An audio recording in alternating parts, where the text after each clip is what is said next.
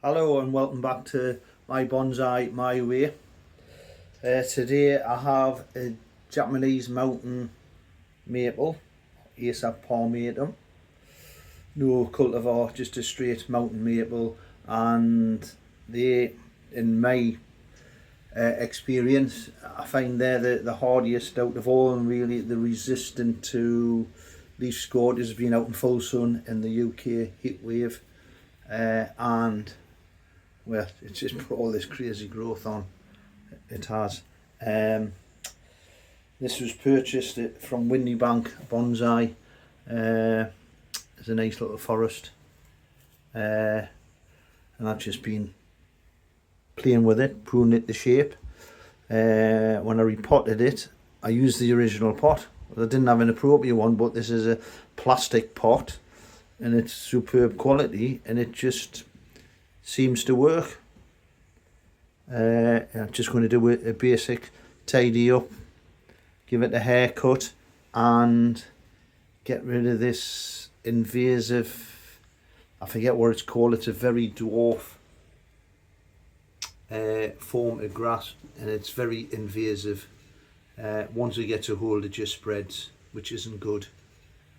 But there we go. So just going to give some basic pruning.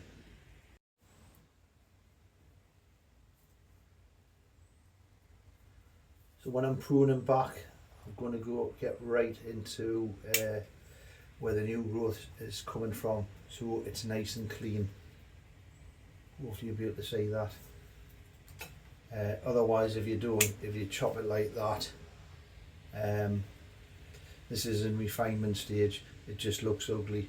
So we trim back to there, it looks more natural.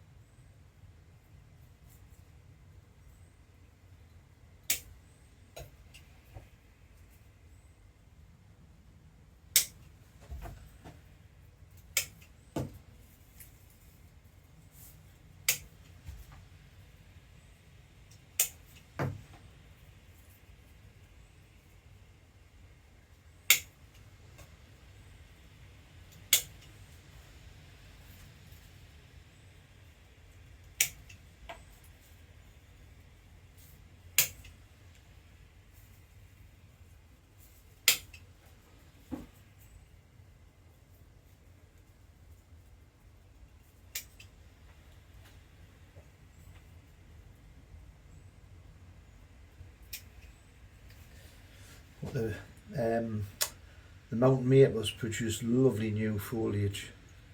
Really is. It's quite stunning. Just the colour, like a firework. It's probably a better example there. Beautiful, and then it starts to go to green. Still stunning.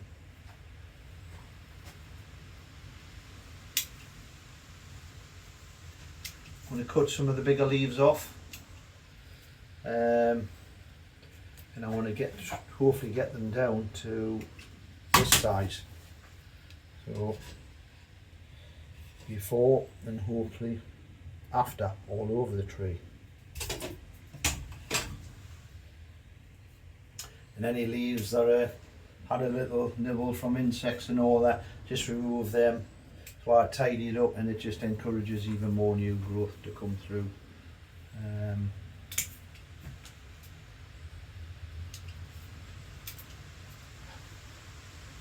And also by removing the bigger leaves, it lets more light into the canopy to produce even more back budding.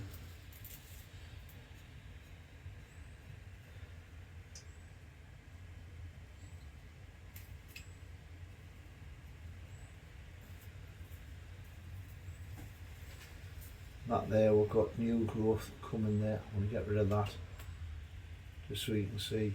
Get rid of that there, and it'll keep the internode a lot shorter.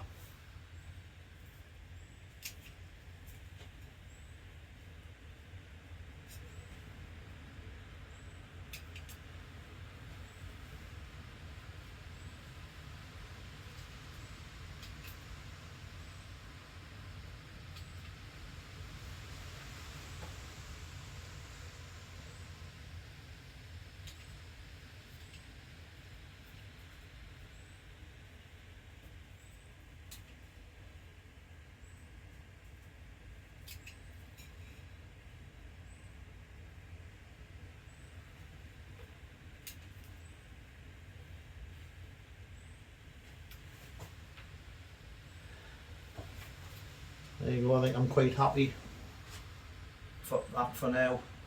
And in winter time it's a brilliant idea to get stuck in to start creating good ramification, cut them hard back, and it just ends up being twiggy all over the place.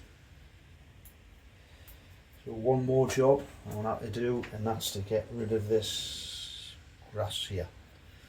I'll zoom you in and then you can see how I do that. So the tool I use for this is tweezers. I have small ones here, maybe about 4 inches, and then the big ones are 12 inches. They're good, you can use them as chopsticks. You've got a pair of chopsticks in your hand, great for repotting, but we'll use the small ones. And all I'm going to do is pinch out centre. There you go. You get rid.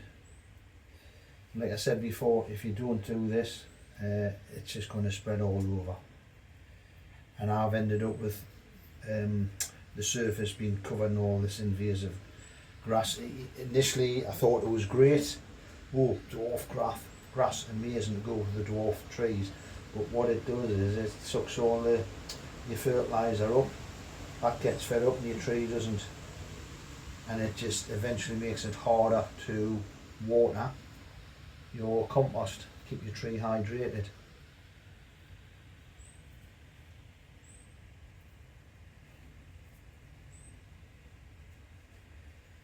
But I first seen this on a Japanese teaching video, and it just makes sense. The Japanese use tweezers a lot in their bonsai. It's an extension of your fingers. You would never be able to get that sort of dexterity with your fingers.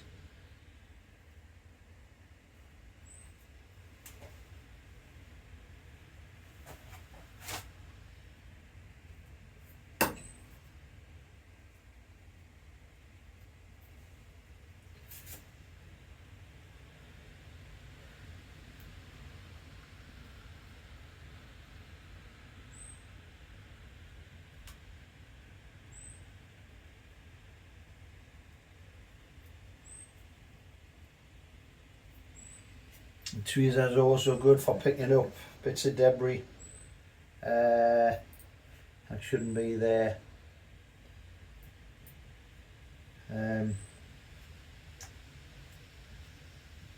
Bits of grass that's blown in. It's like a very fine, I don't know what that is, it looks like just a very dead shoot off somewhere. There we go, that's it. Quick one. Thanks for watching. Please like and subscribe. We greatly appreciate it. Thanks a lot now. Bye.